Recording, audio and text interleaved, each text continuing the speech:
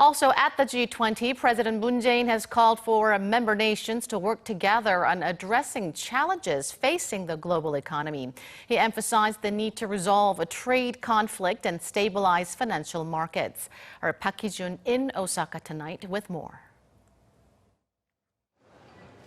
President Moon Jae-in has called on the G20 to step up their efforts in countering the unwanted side effects of the raging U.S. China trade war.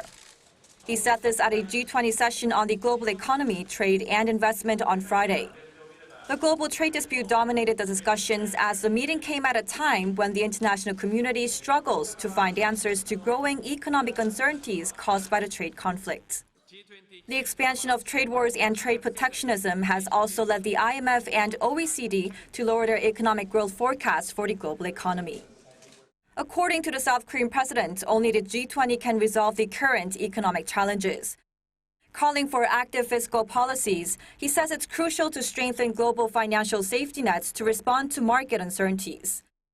He added that the IMF needs to acquire sufficient loan capacities to minimize the damage when risk escalates, and each country needs to help stabilize the financial market by better managing the foreign exchange market. President Moon also called for joint efforts from the G20 in World Trade Organization reform, which he says is a must for fair and free trade practices. Also at the session, President Moon shared his government's efforts to create a people-centered and inclusive economy. He said that as a result of related policies during his first 2 years in office, South Korea was able to achieve a gross national income of $30,000 a year and launched the world's first 5G network.